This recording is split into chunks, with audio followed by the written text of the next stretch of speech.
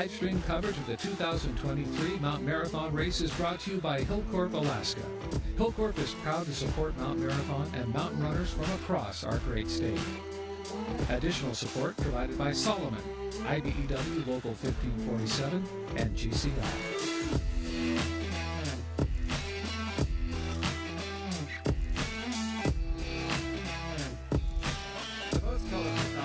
Start when someone sees a daunting challenge and wants to take a crack.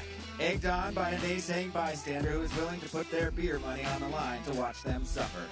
The spirit of the 4th of July rings loud where the mountains meet the sea, and it's here where we celebrate not just the United States of America, but an attitude and an effort that says anything can be done when we put our minds and bodies to it. The journey these mountain warriors will take today marches them 3,000 feet above the high tide line of the North Pacific, round the stars and bars waving from a pole at the top, and in just over 3 miles we'll return to the downtown drag strip of Seward, Alaska, tucked at the head of Resurrection Bay. Glad you could join us on America's birthday for the Women's Mount Marathon live stream presented by Hillcorp and IBEW 1547. Hello, I'm Andrew Kastning. I'm joined in the pop-up tent by two-time Mount Marathon winner and Olympic skier Holly Brooks. In the crowd, later we'll hear from our man of the people, Jeff Landfield.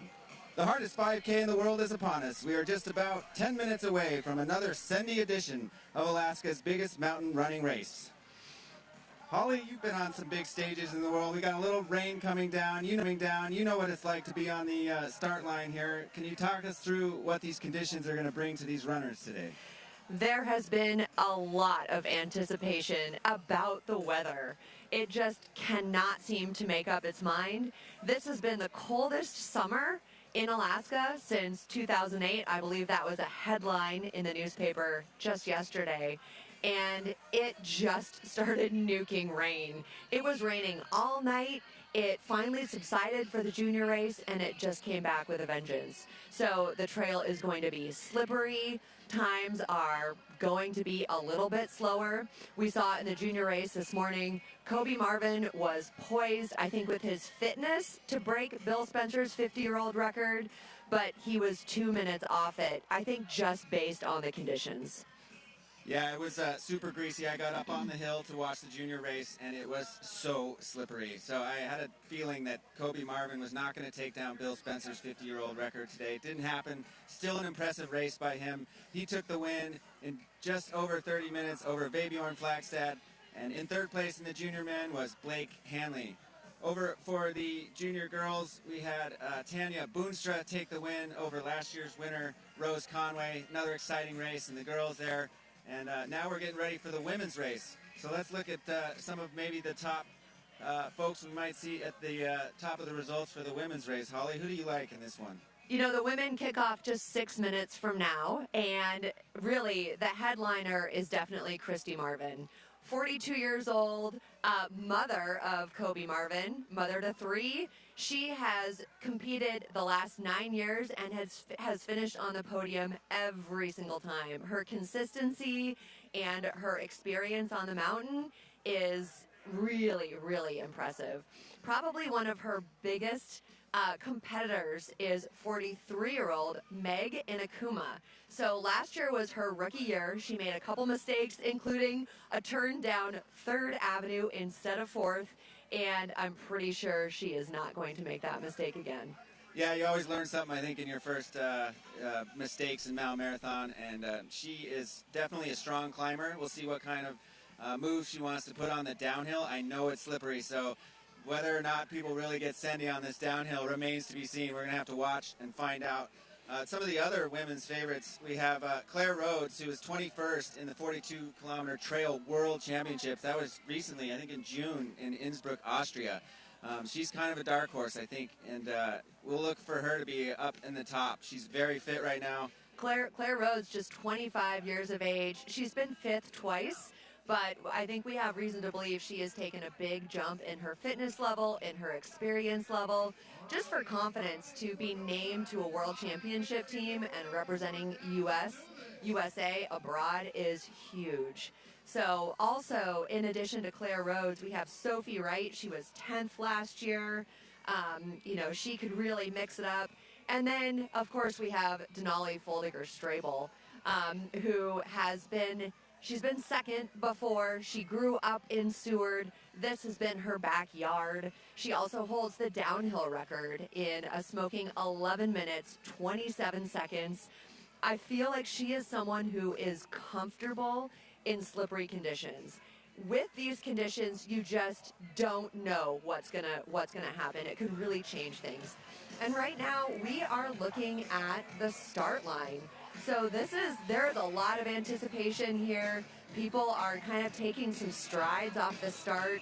They're trying to keep their body warm, even though it is cold. It is, I believe, it's in the 40s. It's raining. There's a little bit of wind. You know, we've definitely heard that there's some interference with our cameras up on the mountain. There were some gale force winds reported from the top. Yeah, and Holly, you've towed the line on so many big races, Olympics, world champs, and skiing, and you've done mountain marathon many times. And I think I've heard you say that you get more nervous for racing this race than you do for some of those big stage races you've done over the pond. So what does it feel like? What is it about mountain marathon that makes it a little more heightened in the nerve factor? Okay, that's absolutely right. And I have to say, okay, for one, I was never poised to win the Olympics, and so that changes things. The expectation is huge. When I towed the line, at least in my peak here, I was going for the W, for the win. So, of course, there was that pressure, but then there's also the technical component, the risk factor, the danger component. This race sent me to the emergency room in 2009. I really hope that everyone can make it up and down the mountain safely. Unfortunately, there's usually some kind of mishap, right, on this day. And so we just really hope for a clean, safe race from everyone. But the pressure is real. You know, people refer to Mount Marathon as the Olympics of Alaska, and it really is that event that transcends sport fans, right? So even people who don't follow mountain running, who don't follow skiing, they know what Mount Marathon is. And we are just about 2 minutes now away from that women's start for Mount Marathon. I would look at this course and break it down into 3 sections. It's sort of an out and back, even though we do a different down track than the up. You have the streets to get going, then you have the steep cliff climb through the vegetation, and then you have the upper mountain. So how are runners going to attack that with these slippery conditions through those roots and those vegetation? I think the plants are going to get a hearty handshake from every racer as they work their way up the mountain today. You know, in slippery conditions in the past, I always thought, geez, I could use some spikes on my shoes. But then thinking about running on the road in spikes just sounds horrible. You know, I feel like at least the first half, it's so muddy without the rocks. And, you know, it turns into almost like a cartoon, right? Your legs are just spinning out from underneath you. And so I think in a lot of ways, the conditions are going to make it harder for the people with the fitness to actually use that fitness. It's going to be a little bit like survival out there. But hey, you know, there's a title on the line, and someone's going to take it home in just 50 minutes or so from now.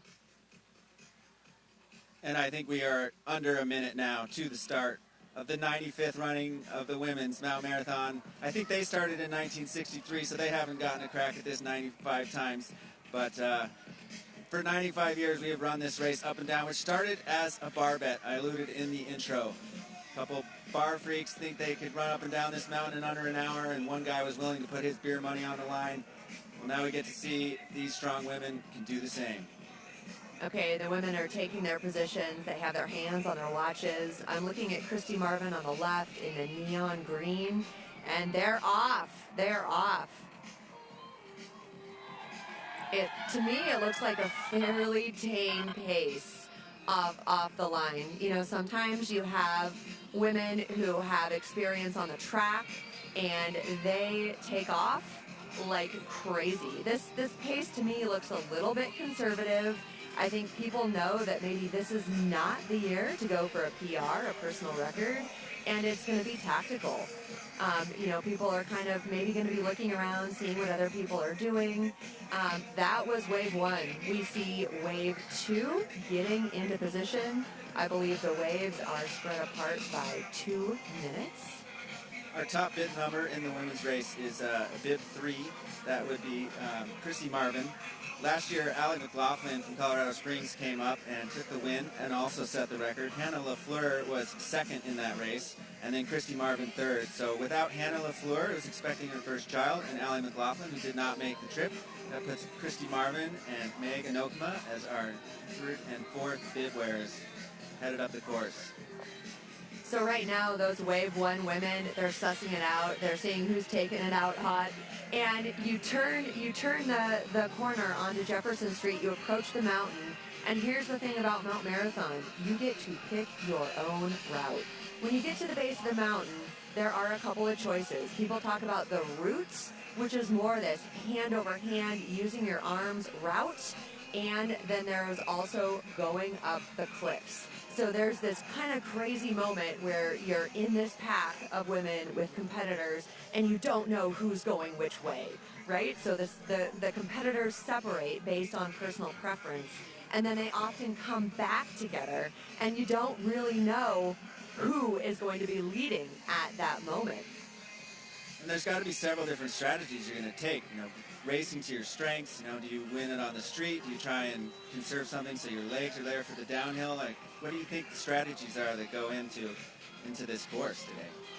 I mean, you definitely have to play to your personal strengths. I mean, mine was always the uphill, so my goal was to always just pin it on the uphill and try to keep my place on the downhill. I always got reeled in.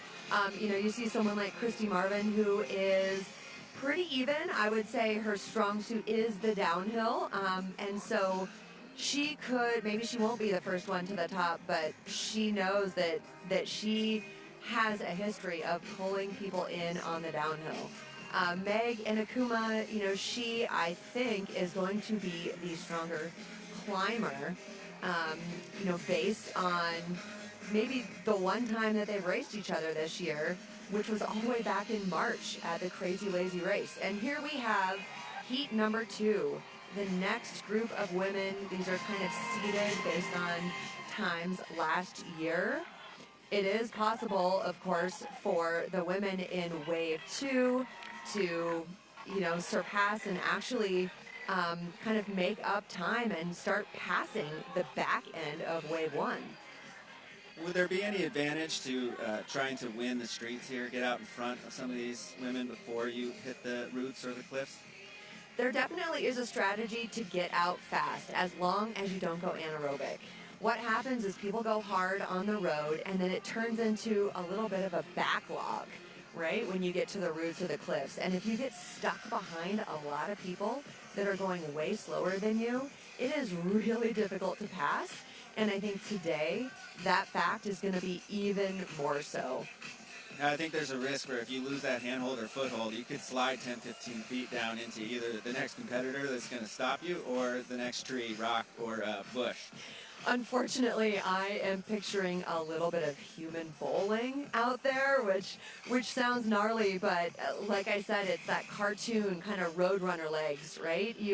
If you lose your footing, there's a chance that you're going down, and maybe you're trying to grab onto some greenery, but that greenery is just going to rip right out. And so it's going to be really important to kind of pick your route. I know that I always preferred to go lookers left. There tended to be like little root balls that formed a little bit of a ladder. But hopefully all these women have really good trail running shoes with big knobby tread. That's going to be really, really important today. But I expect people to come down to the finish line covered in mud, maybe a little bit of blood, and people are going to have stories. No doubt, and there's Wave 3 on course. So they have a new lottery strategy. It used to be much more difficult to get into this race if you weren't already in it and a competitor from before, but they've moved that around. So if you do not finish in the top 50% of your age group, you are automatically kicked out and into the lottery again. So that's opened up a lot of openings for new racers to come in. It's brought new blood. I think it's been a good thing for this event. Really gets a little more turnover, and then also puts the pressure on to get in that top half of your age group. Luckily, in the conditions-wise, the the greasy mud part isn't the entire course. So you have the streets at the bottom, you have to get through the cliffs, and then you're in the vegetation, and that's really where that soil has been able to collect and make that grease mud. And as the more people go up the mountain, the greasier it gets. The more people who come down the up track kind of fill in the man-made footholds that start forming. As you work out of that muggy vegetation, what can they expect when they get a little more up towards the top, maybe where the junior turnaround is about halfway up? Yeah, so as you said, the first half of the mountain, you are in the greenery. It is this tunnel, that's the mud, that's the slippery part. Then you emerge out into the open. This is the halfway point. The juniors turn around there. We will have some splits from the halfway point. But the second half of the mountain, you are exposed. You are in the elements, right? That's the hard part. The good news is that you are in the rocks. And so, you know, in these wet conditions, the rocks don't slip as much as the mud. So all of a sudden you're exposed to the wind, you're exposed to all of that, but it isn't quite as slippery. So at 6 minutes in, we're probably looking at our top women in that greasy section. Would you agree? Absolutely.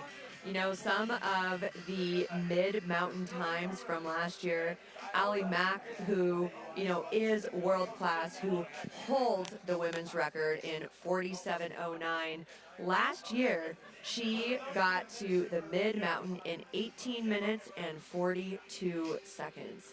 And she got to the top of the mountain in 34 minutes and 17 seconds. You know, someone told me that actually ranked really high even amongst the men's field last year. So she is a climbing machine.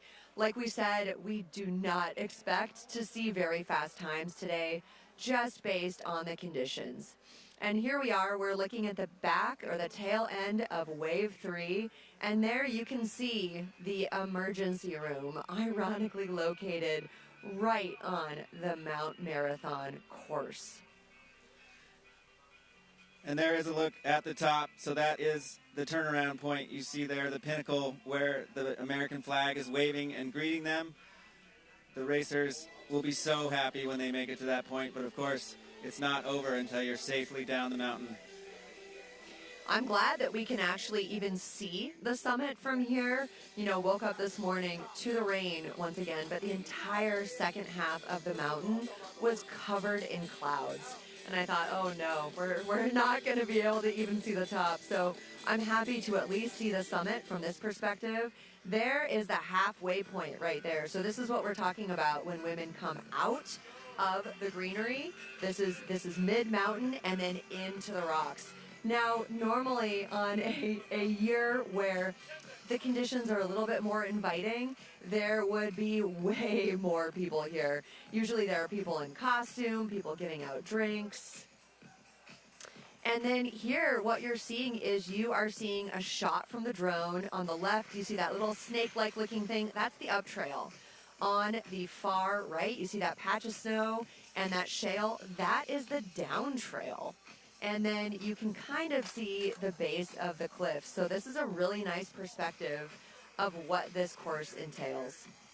And we've had one of the rainiest, coldest springs in Alaska, so you can see just how green it is. Last year's race, we saw dust trails coming down the mountain. Today, I think we'll see misty clouds trailing off these racers, a little bit of rock and mud. Certainly no dust. It is saturated up there, and you can see it from this drone. You know, I'm wondering how overgrown the first half of the trail is, Andrew. You were up there yesterday and today. You know, sometimes people actually go up with clippers and, you know, try to widen it out. It looks pretty narrow from this drone shot. But who knows? Maybe they need that shrubbery to hang on to. Yeah, I think more shrubbery is good today. It's definitely needing to go four-wheel drive up this mountain. Grabbing whatever you could. And if you got onto a part of the trail where it widened a little bit, it was so slippery. And you really got to pick your route. And it kind of, like a DNA strand, sort of weaves back and forth around itself up the hill. And so, you know, one part you need to go right, and then up above you kind of need to go left. And then, you know, you hug the edges of the trails where there's just a little bit of root structure left. And you can get a little foothold, a little handhold there. It really is four-wheel drive as best you can go up this mountain. I would be tempted to hang on to the competitor right in front of me and try to keep me on my feet, hitch a ride, but I think that's probably against the rules. It should be noted, you know, there have been other years where it has been potentially slippery. I actually cannot remember a year that I've competed where it's been raining this hard, but I often considered actually going up the gut, going up the down trail, and so actually avoiding that muddy first half altogether. I don't know if any women chose to do that this year. I know that I've heard stories of multiple-time Mount Marathon champion Brad Perkowski trying that twice in the past, slippery conditions. You know, again, there is no course that you have to follow. You do have to get to the checkpoints. You do have to go through that mid-mountain checkpoint right there, but that would be an interesting tactic today. I don't know. And I heard about a new up track that got cut in. I think they're calling it Beeline. It's a little bit, I think, secret knowledge at this point. I did see a sign for it, so it was marked Beeline. It said no juniors going up it. So it's a little bit more lookers right from most of the up tracks people might be familiar with. But it is a new up track, and it would take you from the lower trees all the way up to what we call Squirrel's Inn, which is a big, giant, gnarled tree, kind of the last big tree you go under before you're starting to break out of the vegetation for good. 12 minutes into this race, we still have a little bit of time before we see the first women racers emerge from the vegetation. You know, I did see someone there, and it was probably a spectator, a fan, a race volunteer, or someone that's part of our crew.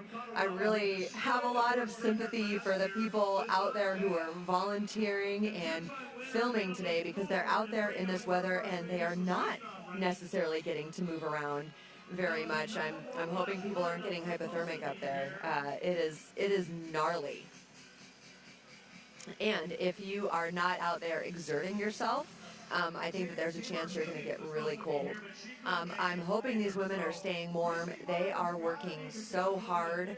I know that I was always at the top of my aerobic capacity on hot years.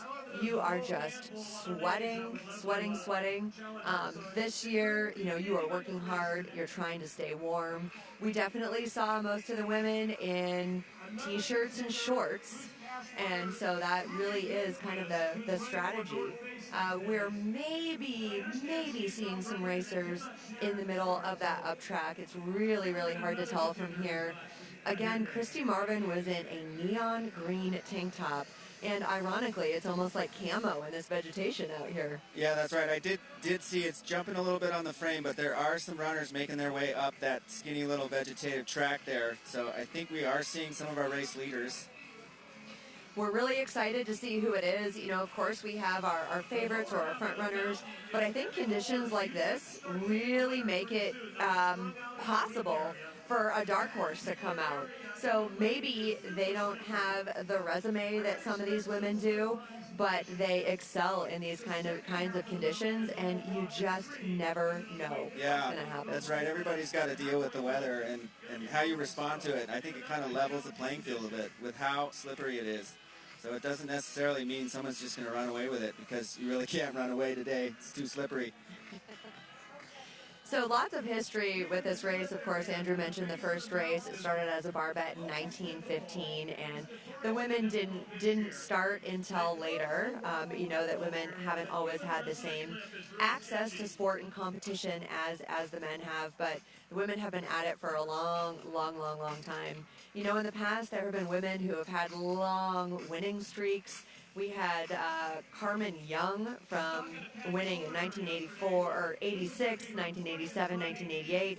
Then we had a bit of a Nancy Pease era in 1990. She set a record of 50-30 that really stood for 25 years until Emily Forsberg, the partner and wife of world-renowned, probably the most famous mountain runner and mountaineer in the world, Kilian Jornet. They came to Alaska. She broke Nancy Pease's 25-year-old record, and then last year, Allie Mack set a new women's record in 47:09. I think we saw a real nice shot of the rain, so that was a good indication of what it's like for these racers out. It has not let up, really. It is coming down with the moisture. We thought we might have a little break in the weather today. It turned out that was yesterday. We saw a little bit of sunshine come out yesterday evening. It looked like Seward was going to smile on us, but no. I think she got a little moody again this morning with the weather. So the women this year are going first. The men are going at 2. Every year they switch, right? So next year the men will go at 11, the women will go at 2. And right now, if you're a male racer, you're looking at these conditions and you're wondering, hey, what's going to happen in a couple hours? I will say sometimes when the rain subsides, the mountain dries out faster than you would ever expect. Now we see some drone footage of the women. There are a lot of women close here. It's still, of course, really hard to tell who's who. Yeah, that's a great shot. You can start to see their hands on their knees pushing off their leg. That tells you they're pushing with every muscle they got. And it looks like there's a few that have opened up a bit of a gap. I see some working together coming up the vegetation. You know, it's really easy to get out of sight. You can see how the trail is windy.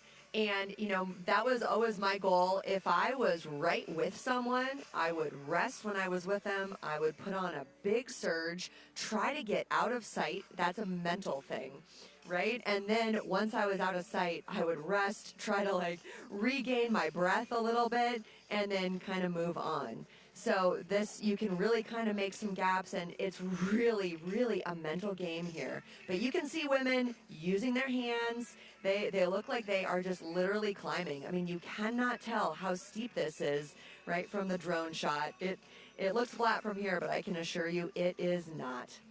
Yeah, and if they didn't burn too much energy coming up through that grease mud and the vegetation, they should be breaking out into a little bit more shale rock coming in. Won't be quite as slippery. Like you said, this may be the time for someone to make a move, try and get a gap, and like you said, maybe demoralize them a little bit if you just sort of disappear up the mountain. And I know as the upper mountain starts to take form in front of them, it kind of keeps rolling backwards. There's a few false summits that these runners have to get up and over before they make it to the top.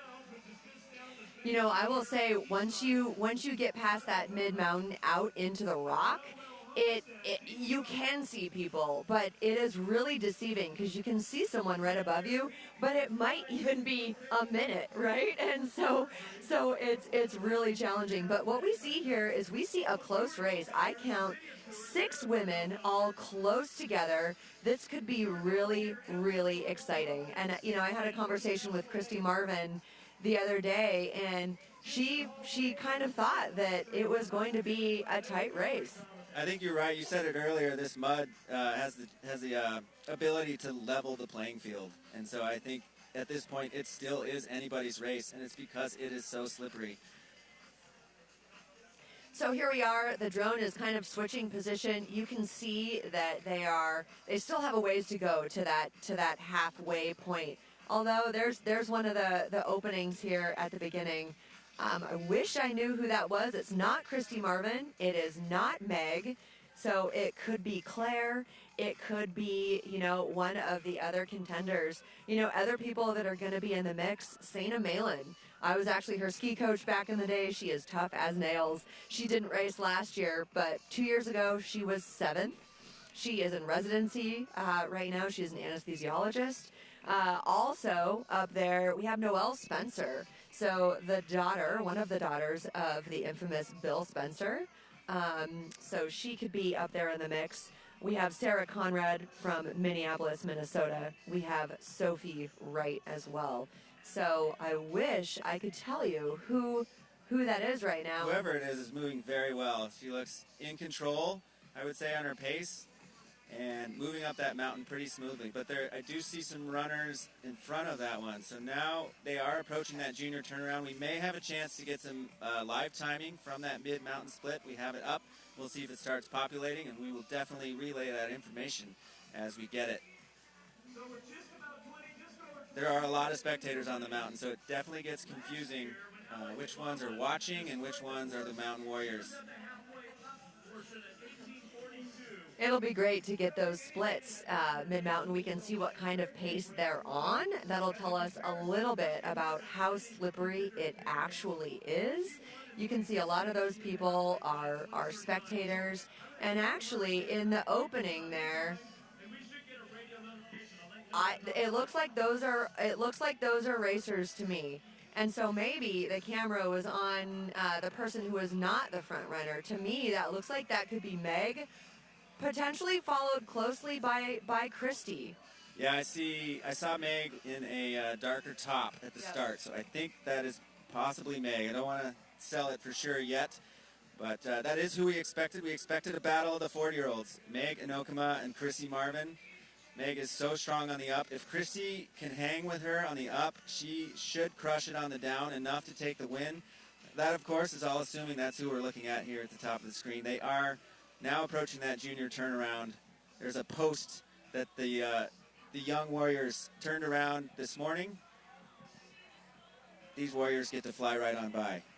So this is getting really exciting. I can feel my heart starting to pound just vicariously watching. This is so fun to watch. It's really fun to be in it, and here we are. That is Meg, followed closely by Christy. You can see they have different technique. Meg is standing upright a little bit more. Christy is bent over, hands on her knees. You know, this is just a different strategy. It's using different muscle groups. I always liked this strategy of kind of switching it up. I found when I bent over too much, it was hard for me to breathe and get oxygen into my lungs. Now that right there, that stake in the ground, that is the midway point, or that's at least where the juniors turn around.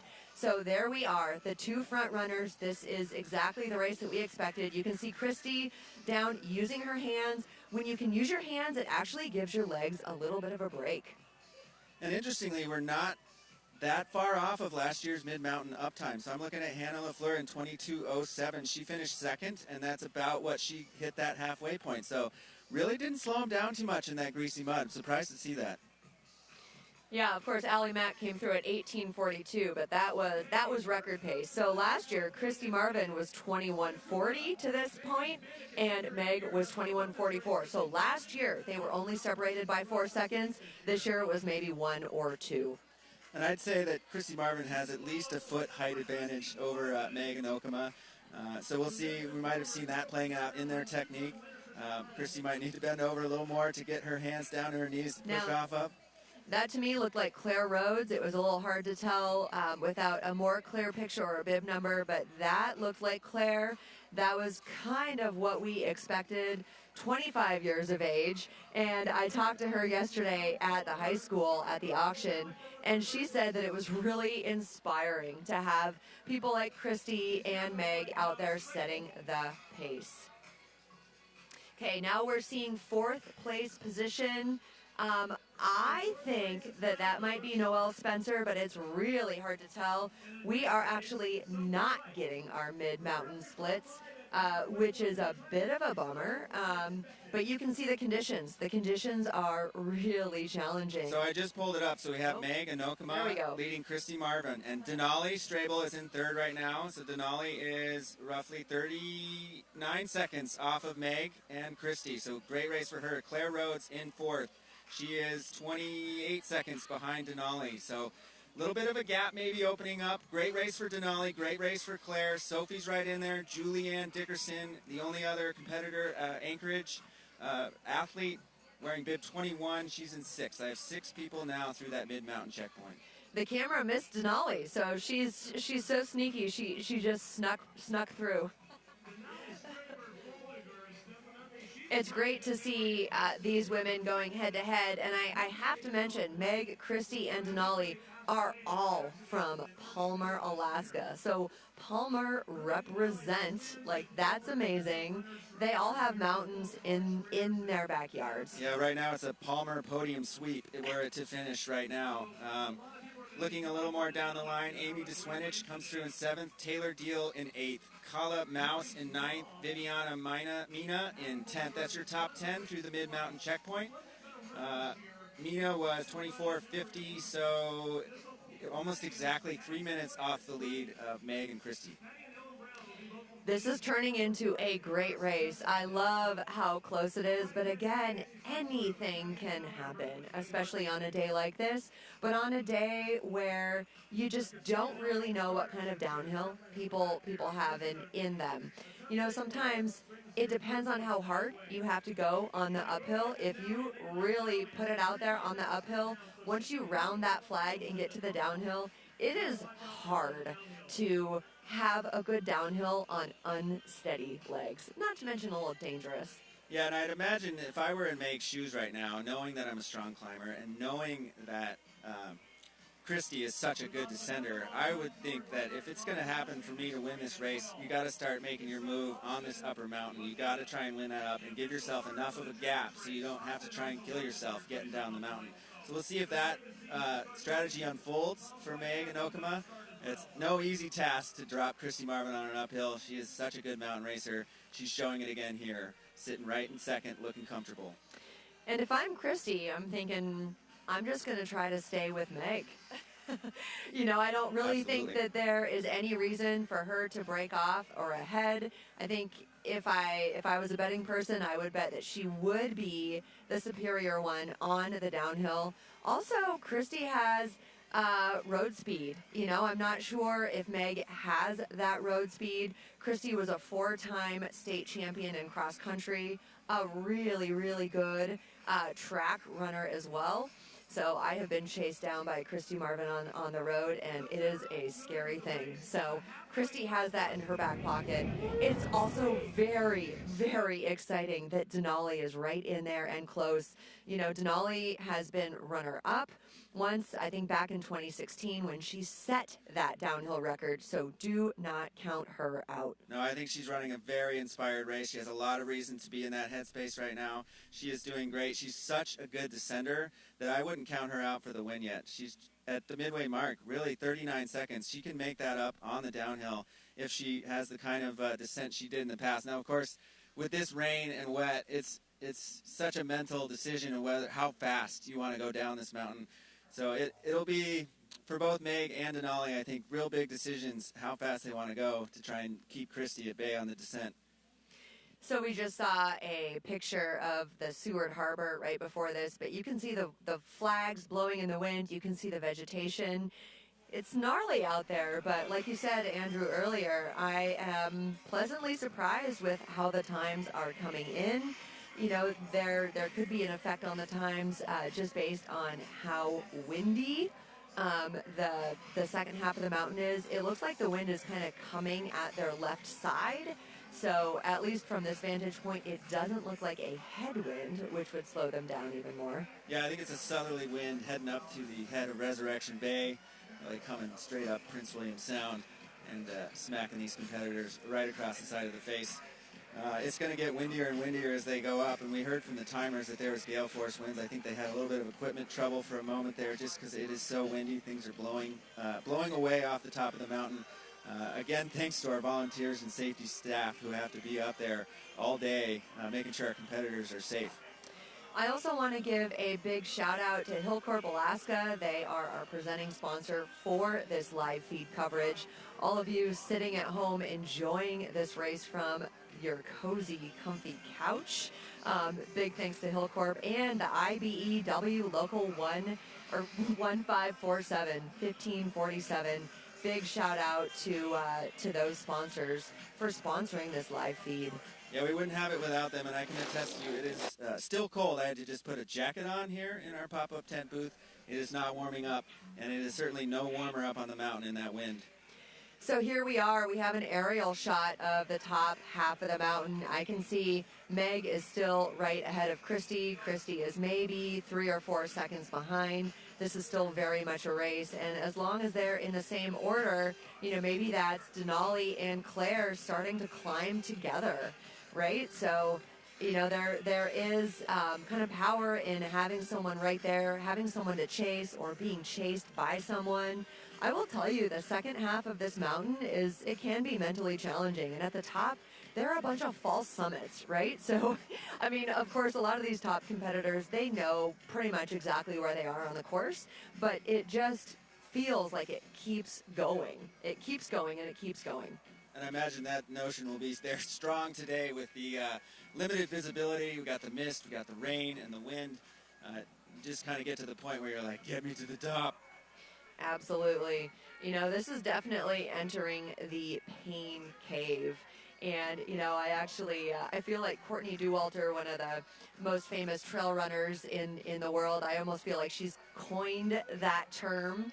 And just from a sports psychology standpoint, you know, it's allowing yourself to enter that cave, right? Making sure that you are allowing yourself so that you take off that kind of governor from your mind. And so if you expect the pain, you welcome the pain, you enter into that pain cave and just start chipping away, foot by foot, step by step.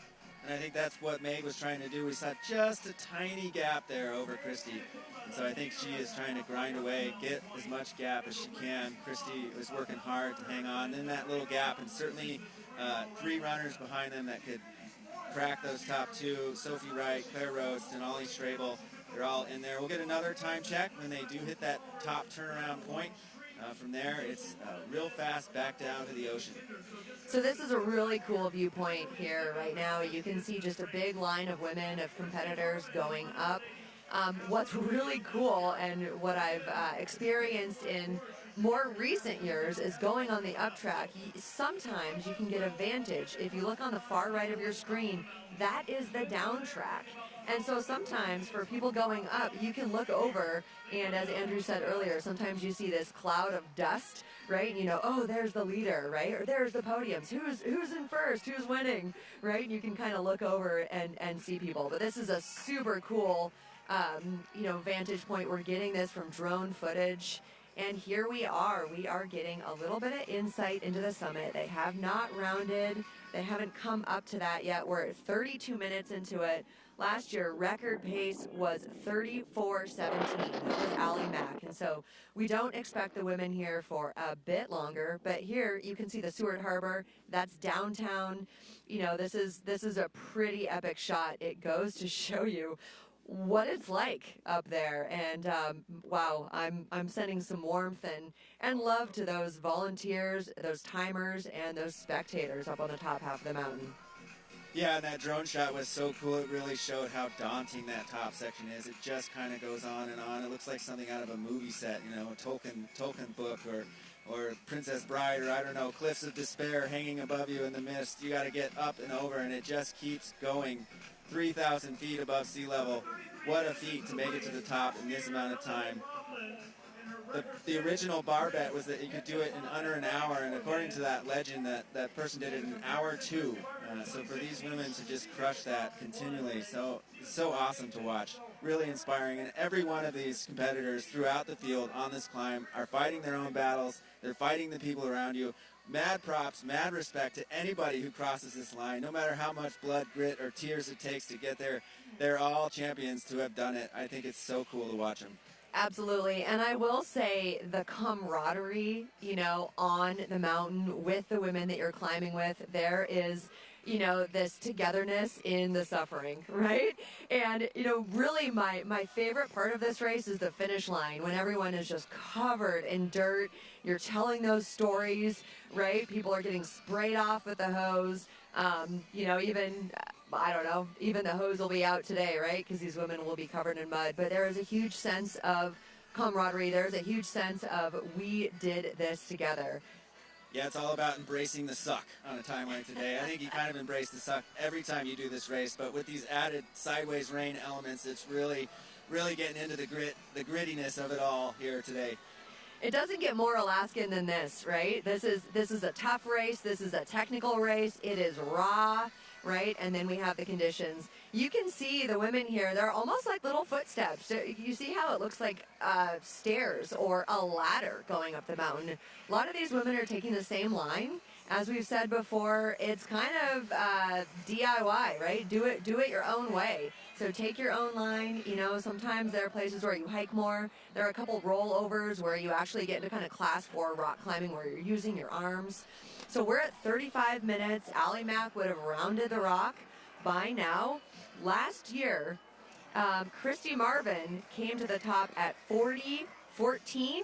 and Meg at 39:22. So we don't expect them for another 4 or so minutes to get to the top, but cannot wait to see what happens. One of the reasons that makes this race what it is that shale broken rock. It gives you some traction on the up, and then as we'll see in a little bit, the down track's different, and you have pillows of scree to come down, and there's no way you could make it in under an hour back down the mountain if you had to go down the same way you went up. But when you have piles of scree to catch your fall, kind of cushion, you can go super fast. And if you have the technique and the balance just right, that's when these people really go into send mode, because you have that forgiving surface underneath your feet, allows you to really send it on a super steep pitch. If you're just joining us, this is the 95th Mount Marathon. This is the women's race. We are just a couple minutes from seeing the front runners round the top. This live stream is brought to you by Hillcorp, Alaska and IBEW Local 1547. So thank you to them for this footage. You might be especially happy if you are watching this from indoors right now. These women are out here just toughing it out. But I guarantee you they are going to have stories. And this is what we call in Alaska Type B fun, or Type 2 fun, which means it's not necessarily fun while you're doing it. But when you look back on it after the fact, you're like, oh yeah, that was epic. Talk to me a little bit about the clothing choices, some of the footwear choices that goes into this, because they started on the street and it was kind of raining straight down. You go up through the muggy trees and now you're in sideways rain. What is the decisions making when you're trying to pick out your race kit? You see a few different options up there.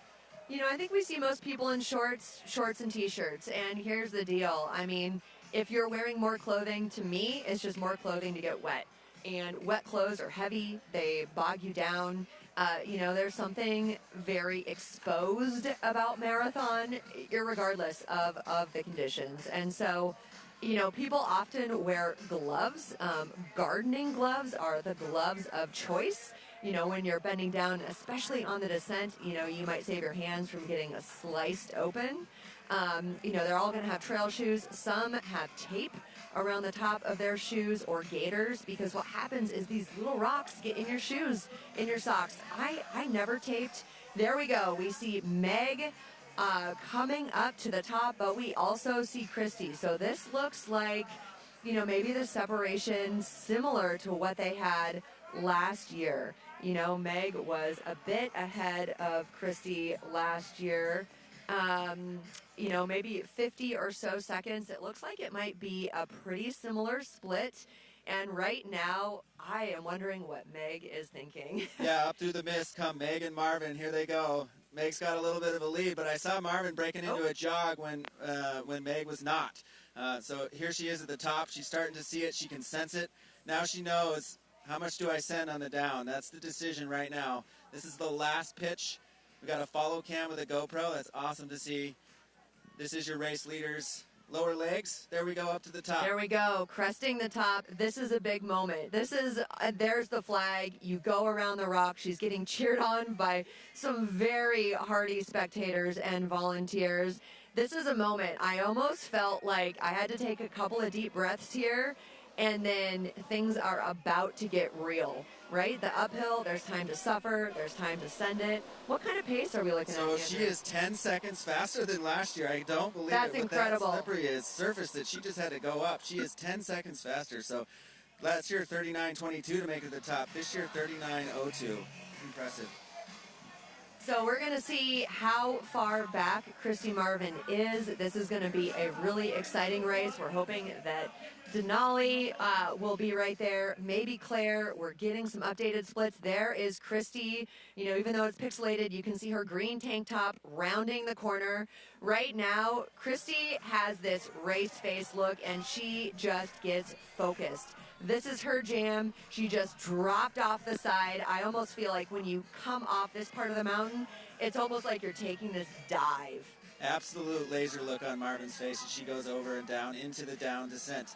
She's got 40 or so seconds to make up on Meg and Okama. I think she can do it based on Meg and Marvin's battle last year, but we'll see what Meg can put together for the descent.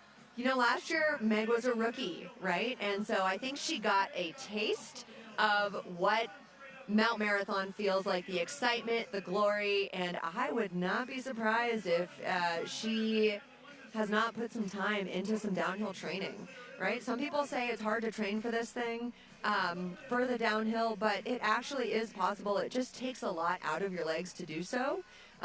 They both spend a lot of time in the mountains, and this is going to be a very exciting race.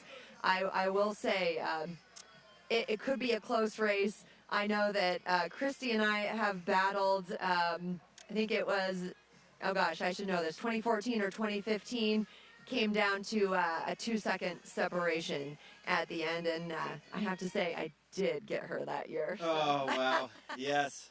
And she is such a strong runner on the road, too. I've seen her charge down the road. She looks like a track athlete after coming off a mountain. There's Denali Strable, so she is coming up.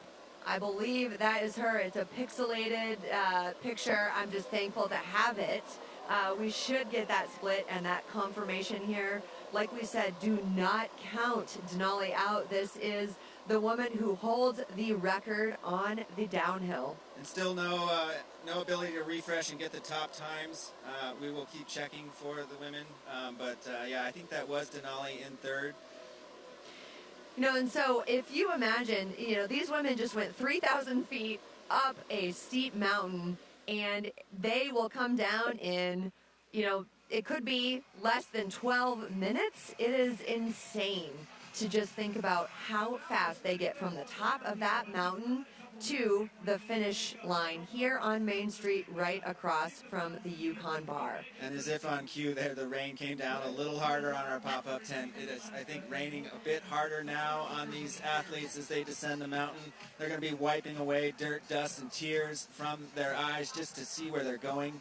This is a look at the bottom of the first pitch of the ski slope, and we have a runner coming through to kind of traverse the hillside here, going back, and you're going to actually complete a figure 8 over the up track. So we sit here merging with traffic, crossing through some of the other uphill racers, and that looks like Meg, I think, still in front. That looks like Meg, but I do think that Christy is closing on her. I think it was about 40 seconds.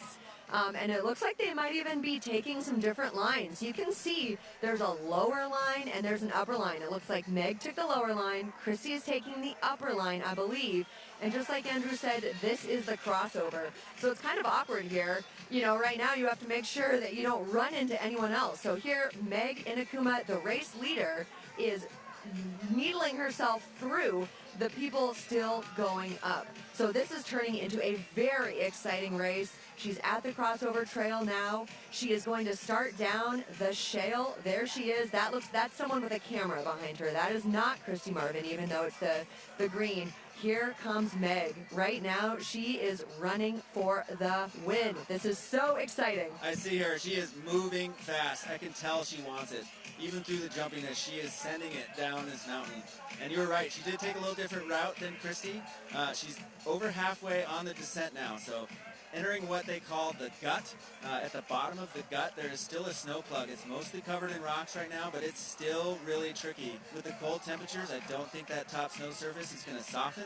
You don't want to dig your heels in on that stuff because that will kick the rocks out, bring you down to the ice and snow, and you take a tumble.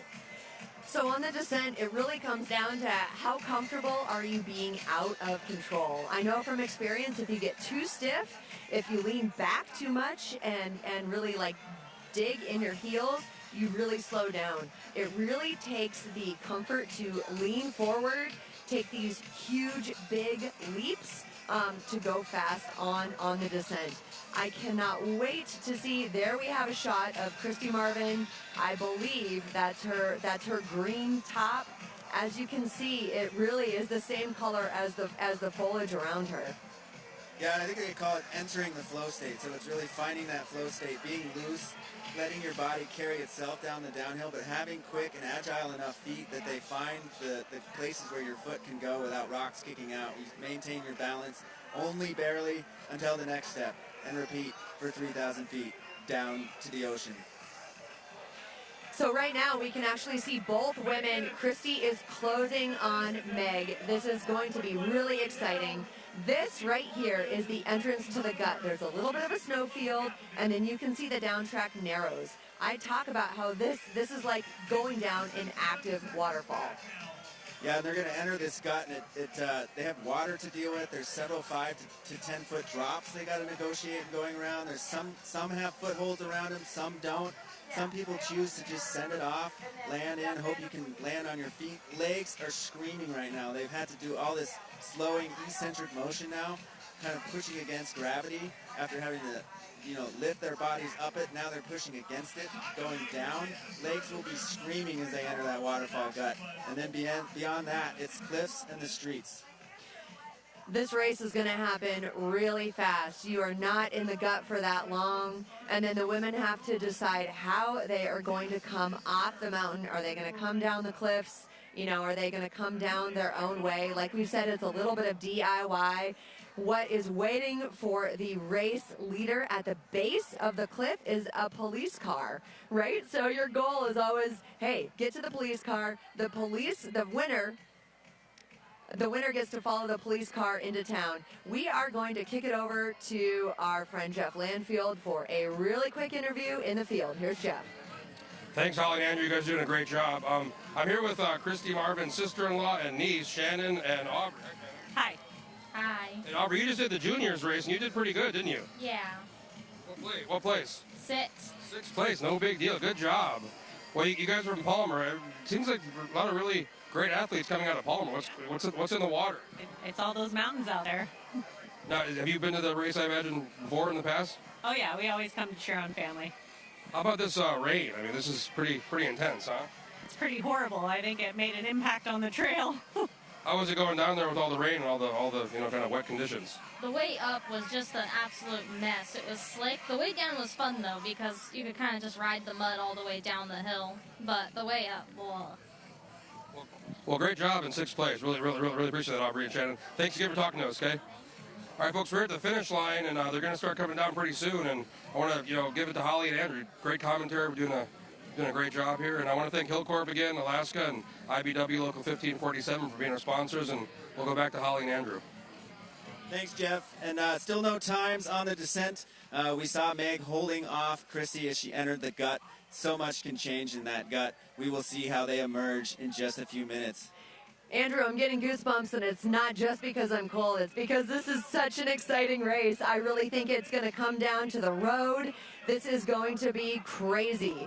Like I said, the cop car is waiting at the base of the mountain, and that front runner gets to follow the cop car. The cop car is the signal that the race leader is coming through. Hopefully there are still some fans out there, because I will tell you from experience, the road is the most painful part. Yeah, and if one of those pesky little rocks finds their way into your shoe, it can be a game changer in that final. You can go from a huge stride, tipping your shoulders down the hill and sending it to kind of a hobble, painful, just because of one little pokey rock that you carried with you down the mountain.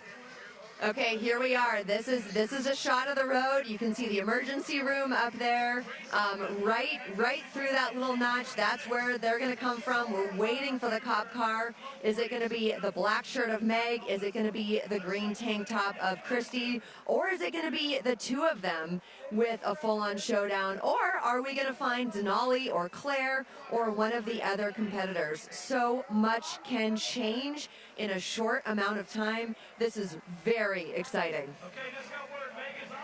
Yeah, and the rain continues to pound down. I don't see it abating at all. It is certainly a factor in today's race. But these mountain warriors, they just continue to inspire me with their toughness. Nobody shied away from it. They still go big, and we are just about to see who went the biggest. We're seeing some hardy spectators out here. I would say this is just a small fraction of the number of people that we normally see. Big props to all these spectators out there. Still just like, I don't know, being brave in these gnarly conditions.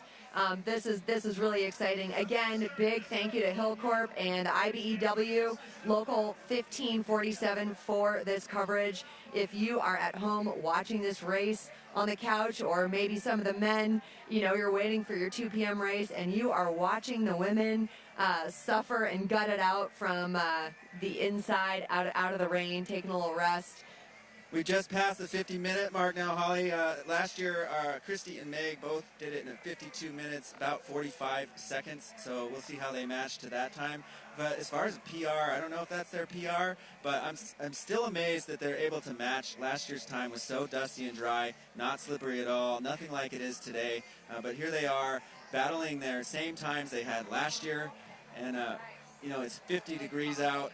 I think folks in the lower 48 are probably jealous of that with all the smoke and the heat that they've been having. Up here we're shivering, and like you said, now it's goosebumps of excitement. The race is really coming down to this Main Street final drag, and I cannot wait to see who comes over that hill and into the main final stretch first. We should see them soon. Christie's PR is 51:02. We just surpassed that. We didn't expect to see PRs with these conditions, but I will say, when you have that head-to-head competition, you push yourself and you find limits that you didn't even know exist. I am really, really anticipating who are we going to see. Is it Christy? Is it Meg? Is it Denali? Is it Claire? And what do they have left on the road? As I said before, this is the most painful part. It's downhill. You know, your muscles are just screaming. Your shins are screaming. Sometimes I say if your legs aren't moving, you know, run with your arms when you're fatigued. There we go. And we see, oh my gosh, head to head. Look at this. This is Christy Marvin in the lead, trailed by Meg. Oh my goodness. Meg's better on tempo. Meg's gaining a little bit. I think that gap is not widening. It is getting close. They're about to cross under that start line. Super tight race here. What an exciting race. And wow. They are about to cross the start line, but the finish line is a lot further than it looks, right? This is a long shoot, and sometimes you don't really know where the person is behind you. I know I always had this rule that you don't look back. One year I did, and I was so delirious I couldn't tell Christy from the spectators, but there she is, Christy Marvin, turning it on. Look at that turnover. Look at her pumping her arms. She has this in the bag. She is going for her third win. Big long stride. I think that height was a huge advantage on this final pitch. Charging to the finish, Christy Marvin, your 2023 Mount Marathon Women's winner, the 95th edition. Wow, congratulations to Christy. Here we have Meg coming up, runner-up. What a race. That was absolutely phenomenal. I will tell you, Meg finishing in 53:05. What an exciting race. And there she is. She runs straight into Christy's arms. What a battle that was. Love that camaraderie. There it is on display. Look at that. This pound earned it. This is that feeling of elation, right? This is what you train so hard for. Look at that. We have a 42, I think she's making fun of her back pain, 42-year-old Christy Marvin and 43-year-old Meg Yanakuma. Big props to them. So I think this is going to be Claire Rose. I was able to get some times up. I think that's Denali. Yeah, she's blowing kisses, but that is Denali Foldiger Strable. Yeah, so she was actually passed by Claire at the top. I was finally able to get some times from the top, and Claire Rose was in third, Denali in fourth. But with Denali's speedy descent, she put it on display again. Here she is, going for third place. Denali Foldiger running with so much power and so much force in her step. She is running on behalf of her entire family and for Ruby today. That was a look of elation. Oh my, look at that. So much emotion there. She's breaking into tears. Yeah. Oh my. She gets a big hug from Christy Marvin. They are in many ways neighbors. They are friends. There is Claire Rose coming in, you know, besting her 5th place finish from last year. She is finishing 4th, not that far behind Denali. What a fantastic race. How exciting. Christy Marvin's descent time was 13:03, almost a minute faster than Meg. So you can see that downhill really matters. You know, Mount Marathon, it really, you have to be a well-balanced athlete. You have to be good on the road. You have to be good on the up, and you have to be good on the down. Or you have to be absolutely exceptional with one of them. But you can see, hey, these are gnarly conditions, and these women have smiles on their faces, and they don't even look that dirty. Yeah, Denali Strable had a super fast descent time, 12:45. So I see that as so far 18 seconds ahead of Christy Marvin's descent time. So Denali really sent it on the down. That was what overtook Claire, got her the win in the 30 to 39 category, third overall. Spectacular race. You can see Denali and Claire both in red tops and black bottoms, so that was, and berets, and so that was confusing when we were watching the live feed. They're essentially dressed the same. We have the top 4 women. You know, we have the crown champion with her 3rd win, Christy Marvin from Palmer, Alaska, mother of 3. Mother to Kobe Marvin, who won the junior race. It's a pretty good day in the Marvin family so far. And that Palmer podium sweep did play out. So Christy, Meg, and Denali all with the hometown city of Palmer, Alaska listed. They sweep the podium today. Sophie Wright maybe coming in. We also have Amy Deschwenitz, Julianne Dickerson as potential next, would be shooting for 5th place here. 4 finishers across the line at this point. This is a really exciting moment. At some point, we are going to see women start to come in droves. You know, people are excited to get to the finish line. They are excited to get to stop.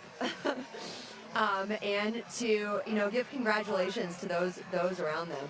Of course, this is a race, but this is also just the camaraderie there. It is a little hard to tell who that is. That is our 5th place finisher. We're going to see if we can grab a bib number.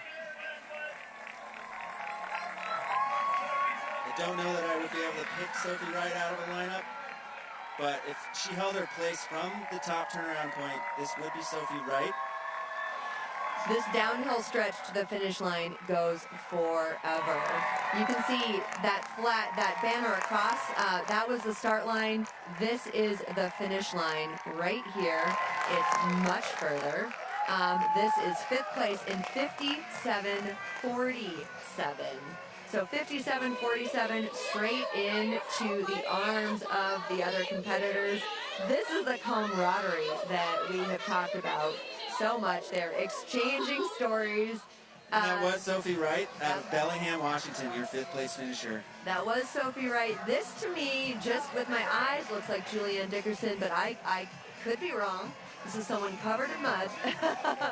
I believe that is Julianne Dickerson. Yeah, that's a lot of war paint she's got. A great showing for her. You know, really striding it out. Oh, there's a little bit of a smile, right? Welcoming that pain cave. She sees that finish line. She's going to run probably straight into the arms of the other women. Another runner to keep an eye on, too, that's probably descending is Taylor Deal, formerly known as Taylor Ostbender. Big running family. She's been getting better and better in the mountain running scene. She was in 8th at the top of the climb. I think she's probably a strong descender as well, so she can move up. Also looking for Amy Deschwenitz, Carla Mouse, and Viviana Mina for the top 10 that make it to the top. Here we go. We've got a big group of women here. This is where you have this decision in your mind. How bad do you want to hurt? That was a group of 4 women, all close to one another. You know, especially if you're the one behind. That looks like April McNally to me. I believe it is April McNally.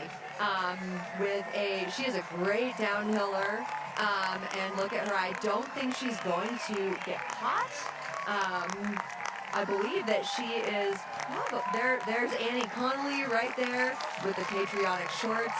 This is really exciting. But like I said, sometimes when you're in close competition with other women, it's how bad do I want to dig? How much do I want to hurt?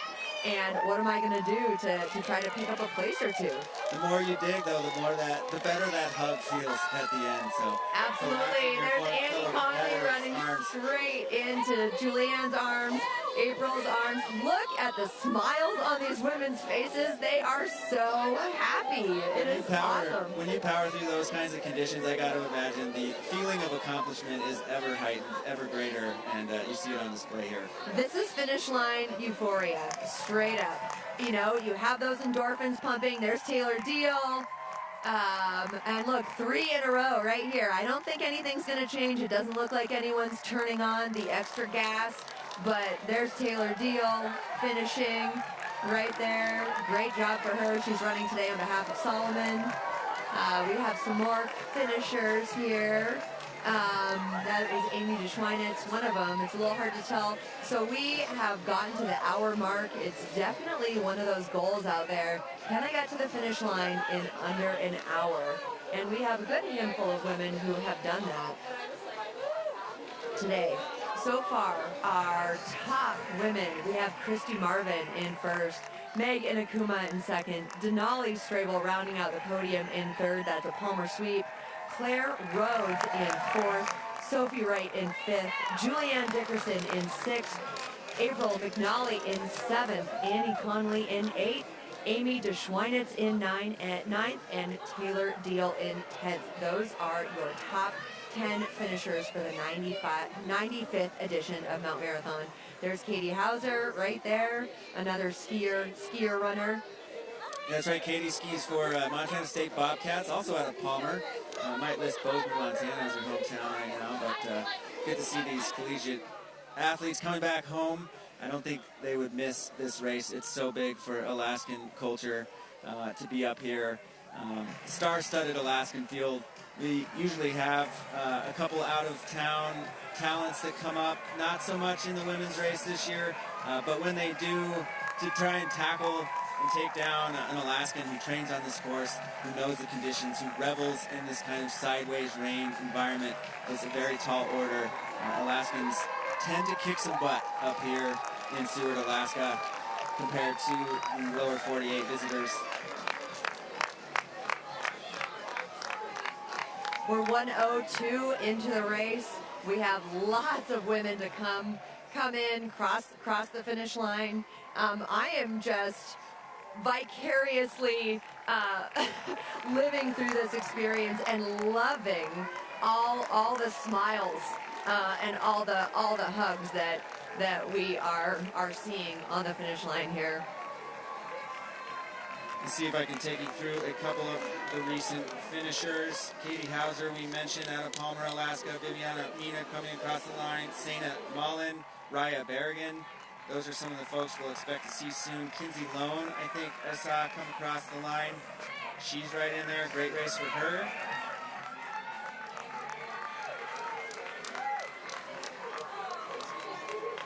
We also have Lucy Young. Kala Mouse crosses the line. Jennifer Sandbeck. Kinsey Lone is your 16th finisher.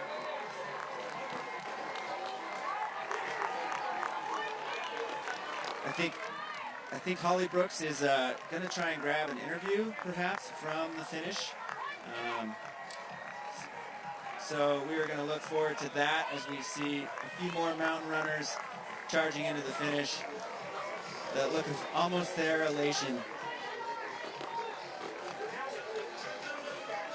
The crowd has not diminished whatsoever. I think I see 4 or 5 deep, pounding up against the beeline fencing, the sponsors. Again, Hillcore, IBEW Local 1547. Solomon is the presenting sponsor of the race. The city of Seward does so much to put on this event, clearing out their main street, welcoming in all these visitors. Another finisher crosses the line. We're in hour 4 now.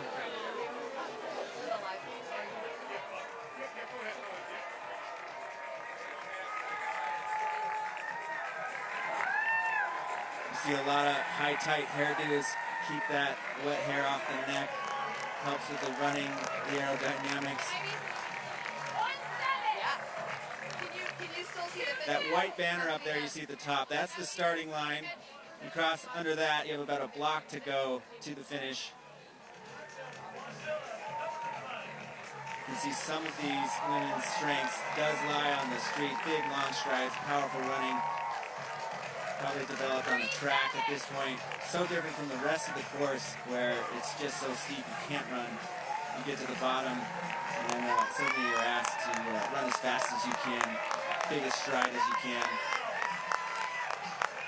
The muscles don't always want to work.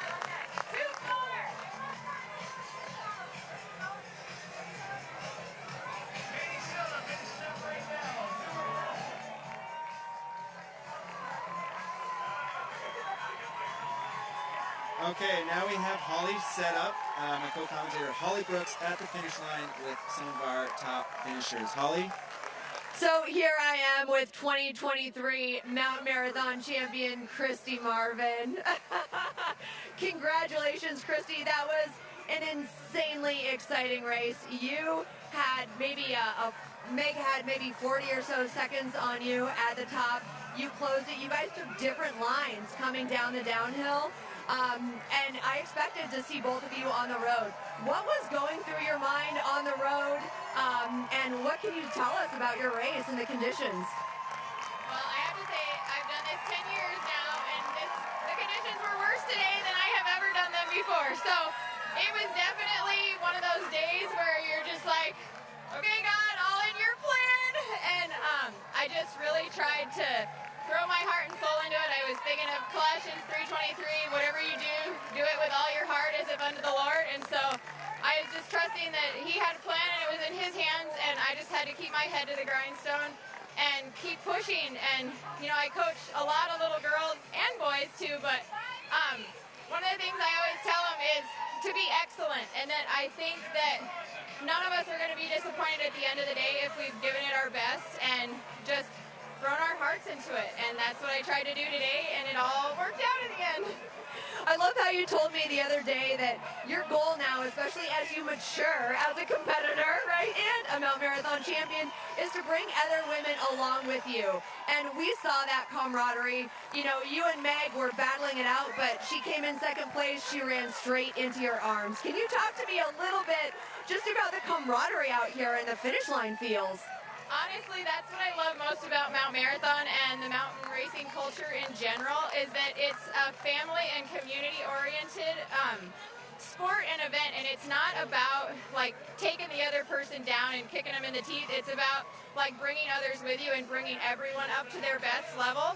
And honestly, today Denali and I powered through together to the junior point, and she was amazing. I mean, we were talking to each other, we were working together, and there's an energy that comes and an excitement that comes when you work as a team rather than when you're just out to stiff your competition. And that's what I love. You know, it's not always about winning. It's about doing your best, and just the fun and the friendship and the family you can bring along with. And that's, at the end of the day, what's most important. Well, thank you so much, and I will say it has been a good day in the Marvin household so far.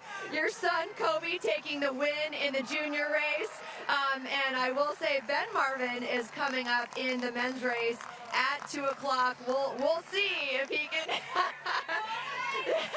go Ben, right? But congratulations, Christy. Enjoy that finish line euphoria, you know, and congratulations. Miss Holly out there, but thanks, Holly, for doing this. Thanks so much, Christy. Throwing it back to you, Andrew, and I'm going to see if I can grab another interview. Sounds good, Holly. Thanks for that. Good to see Christy with the big smiles. I love that part she said about bringing the other competitors with her, not trying to stomp them, but that is the community effort you see in Alaska mountain running for sure. The heel kick in the air as you cross the finish line. That's that euphoria. Everybody deserves a high five who finishes this race. Everybody deserves a hug, congratulatory pat on the back. What an event, what an accomplishment to complete this race. It is, as you heard Christy say, one of the worst conditions years she's ever seen. That says a lot from a veteran like her. It is just a rainy, wet mess up there on the mountain, and you see the mud-caked legs coming down. That tells the story right there. But the crowd loves it. 3 to 5 deep, lining Main Street. Lots of festivities here in Seward, Alaska. The party don't stop.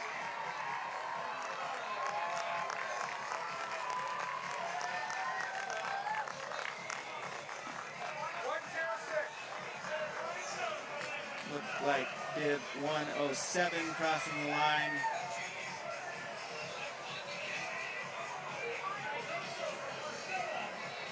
Getting pretty far down the results list now. That would be Marion Woods. There's Sarah Frystone in the gray top coming across. We see these Mountain Warriors all battling for that finish line. What an accomplishment they have done as well. We now have Jeff Landfield out in the crowd with the people. Jeff's got another interview for you. We're going to kick it over to him. Okay, folks, we're back here by the finish line. We're with Scott and Beth, and they had a few friends. They live here in Seward, and you had a few friends in the junior race and the women's race, right? Yes. Ayla just finished in the younger race, and Cassandra just finished at 1:08. They're volunteers here at our Siemens mission, and we've been cheering them on for years. This is Cassandra's 6th race, I think. How long have you guys lived here in Seward? 11 years. What about the conditions? I mean, a lot of people are talking about the cold and the rain. I mean, what's this compared to the previous years? I know some years have been very hot in the couple of years ago. Coldest and wettest we've had. Hey, we want everybody else to enjoy the spring season. Wet, cold, and muddy. So, did you see all the youth totally covered with mud and blood? That's the marathon race. I think our summer is tracking our winter. What do you think? I mean, it seems like there's still a lot of people here, you know, a lot of big crowd. Crowds are down from last year, yeah, maybe a half, but everybody's having a good time, so. Thanks again for talking to us, both of you. Appreciate it. Again, folks, it's really packed down here at the finish line. The racers, we've seen many come in, and there's more to come. And I'm going to go back to Holly and Andrew. And again, I want to thank Hillcorp Alaska for being our premier sponsor, and the IBW Local 1547 for making this live stream possible. Thanks, Jeff. Good to see some of those community members out there. We see Holly settling up there with Denali. We'll get word from her in just a minute. Excited to hear what she has to say. That Foldiger family is so tied to this race, and we're going to hear what she has to say about her awesome 3rd place right now. Holly, take it away. I'm here with Denali Foldiger-Strabel, our 3rd place finisher with the fastest downhill. She was just chowing on a big donut a moment ago, and it's really good to see the joy on your face. Christy said that you and her were working together, talking on the uphill, and then you coming down Main Street, you were channeling some special energy. That made me feel like I was winning. I'm like, I'm in 3rd place, but thank you. I'll take it. Yeah, no, Christy really took me under her wing. It's been so amazing to not just have these women as competitors, but as friends. You know, I mean, I really think we all, like, really love and support each other, and I know that everybody just knows how hard it's been, and I really just want to thank everybody. I can't believe I'm here. I can't believe I did this, so it's like, really, thank you to the community and everybody. It's just been really awesome. Yeah. And of special note, your mom, Patty Foldiger, this is her 40th race. So Patty Foldiger and Ellen Brown, they are making their 40th, I believe it is, consecutive trip up the mountain. Do you want to give a shout out to your mama? Yeah, Mama Bear and Ellen Brown, 2 of my favorite women out there, my heroes. And as I was coming down, my mom actually stopped and turned around and yelled at me in good nature. But I just absolutely love both of those women. I think it's so remarkable. And maybe one day I'll be going for 40. Oh, man. Well, congratulations, Denali. That was an incredible effort. Just to see also the joy on your face coming down, the hugs that you got at the finish line. I know that your dad is right there waiting for you. You are cold. I can feel you shivering. Thank you so much, friend. Congratulations, and what a day. Kick it back to you, Andrew. Thanks, Holly. Thanks, Denali. We had about 328 women on the start list today. Don't know if they all started, but they were on the start list. We've had about 60 cross the line, so we are still in the heart of this women's race, still watching these warriors come off the mountain and conclude their race. We have the crowds still in session, and it's great to see them out here in the stars and bars, the red, white, and blue. Jeff Landfield's found another victim. We'll see what he's got. Take it away, Jeff. Thanks, Andrew. We're here with 2 folks from Palmer, Glenn and Mariah. I want to ask you guys, what is in the water in Palmer? There's 3 top finishers. They're all from Palmer. I mean, born and raised, there's just good running, Horseback riding? Dramatic weather, so all conditions doesn't phase the Palmer folk. You guys have friends or family in the race? Yeah, we got a friend, Karen Looney, and Tucker Looney. He's going to be in the men's race. Sophie Wright finished 5th with the women's, yeah. Have you guys come down before? You guys come down every year? This is my first time in a while, but Glenn was here last year. Yeah, I came last year, and it was faster race last year. There was a lot more sun. The trail was dry. Much better weather last year, yeah. Well, it's cold, but they're still going for it. So thanks again for talking to us. Glenn Mariah from Palmer. Something's in the water. Folks, that was Glenn Mariah from Palmer, and the race is we're getting there, and we have a few more coming in, but it's cold, folks. It's rainy, but everybody's very excited. Real quick, I want to give a shout out to Hillcorp Alaska for being our premier sponsor in the IBW Local 1547. We're going to go back to Holly and Andrew, and the men's race starts at 2, so stay tuned for that. We're going to have another full coverage of the men's race coming up. Jeff, you're talking about what is in the water in Palmer, and if you are just joining us, there was a Palmer sweep, 1, 2, 3. And maybe a couple others in the top ranks as well. I guess it pays to live it in the mountains. Yeah, I got the youngest division they let in this adult race. It's the 18 to 29-year-olds. And Claire Rhodes took the win in that age division. Sophie Wright was second. Shout out to Annie Connolly of Chudiak, Alaska. She took 3rd place. Moving over to the women's 30 to 39 age category, Denali got the win in that one. Julianne Dickerson in 2nd. Paula Mouse in 3rd. For the women's 40-49, that's where we saw the battle of the Titans, Christy and Meg. Christy first, Meg second. April McNally from Eagle River was 3rd in that division. And we have one finisher right now in the women's 50 to 59, Jennifer Sandvik, 15th place overall. Shout out to her for winning her age group. Great race in the 50 to 59 category. We see lots of women, still gutting it out here, and we see some differences in turnover. Here we are, there's the hose, right? So it's been raining all day, and they're still getting hosed off. I think that we're going to kick it over to our buddy Jeff again, who has probably snagged another interview. Let's see what Jeff has up his sleeve. We're back here by the finish line. We're joined by 2 students from UAA, a guy from California and a guy from China. Tell me your name. My name's Colin. And this is your first time coming to Mount Marathon? First time. This is pretty sweet. What do you think? This is actually, I didn't expect this many people to be here, but this is actually a really good vibe, A lot of people came out today. It's a little rainy, but it's all right, It's not that cold or anything, but I'm having a good time. What about you compared to, a lot different than China, huh? Because right now in China, everything is locked down because of the COVID-19. But right here in the United States, everything is open, and we just come here to see a marathon game. I cannot believe this game is so competitive, and people just running up a mountain and go down, and also sprint the last 100 meters. That's amazing. Glad you guys came out and enjoyed the race, and thanks for coming out. Yeah, take it easy. As he said, folks, a couple years ago the race was canceled from COVID, but as you can see right now, everything's real excited, real happy. We're all out here having a good time, and really I want to thank Holly and Andrew. You guys have been listening the whole time. What a great job you guys are doing. It's so entertaining and informative. So great team. I want to thank our team too. We have people on cameras. We have Scott. We have Shirley. We have producers behind the scenes. Everybody's doing a really great job. We got people on top with cameras and the drone, and this is not an easy production. A lot of people, a lot of time involved, and I want to thank our team. And again, Holly and Andrew, I'm going to go back to you guys. A huge shout out to our team members who are up and on the mountain. Andrew and I are here in jackets under a tent, so I think we have it easy, but we definitely have the rest of our team members up on the mountain and at the top of the mountain to thank for this good coverage. We're seeing finishers coming down Main Street here. We see some smiles. Oh, there's Lauren Doris. Hi, Lauren. But we see some of these finishers. They are, giving high fives.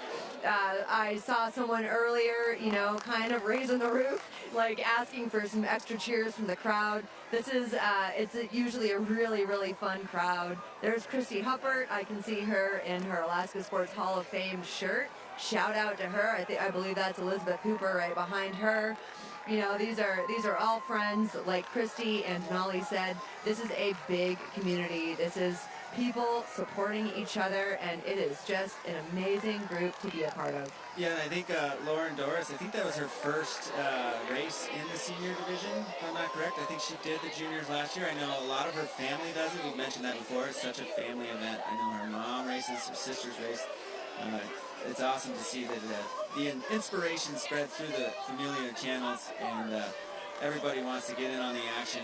I had a daughter race this morning, and she's been watching this race. We've been coming as spectators for quite a number of years. She's 11 now. Watching these women athletes inspired her to want to do the race, makes the parents super nervous. And doing it, we're always a big relief inside when she's off the cliffs and headed down Main Street. But it's these women right here that inspired my daughter to do it, and I think it's so cool just to see that come up the ranks. The event is so big, the stage is so large here in Alaska, and to get to play on it and be a competitor in it, it's really cool, really inspiring, and it passes down to the next generation from these women right here. Huge kudos to all the competitors crossing this finish line. They have worked hard. I feel like it is extra satisfying and gratifying to be able to stand down here on Main Street, look at the top of Mount Marathon, say, I just went up that thing and down that thing, and here I am. Like I said earlier, those finish line vibes and that euphoria is a real thing. We see all kinds of people crossing the finish line. Some of them looked a little more pained than others, but lots of big smiles. And I think we're going to kick it to our buddy Jeff for one last interview in the field. Here's Jeff. Thanks, Holly. We're here right at the finish line. As you can see behind me, there's all the women finishers. And we're here with Kathy from Seward. And you have a friend in the race? Yeah, Demetra.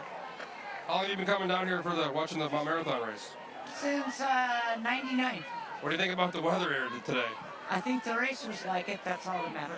Yeah, well, it's better than being really hot. Well, thanks again for talking to us, Kathy.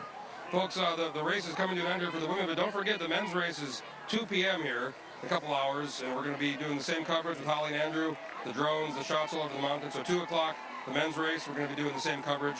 And again, I want to thank our team, and I want to thank Hillcorp Alaska for being our premier sponsor. We have a few more finishers coming in just right now, and the IBW Local 1547. And don't forget, tune in for the men's race, 2 p.m.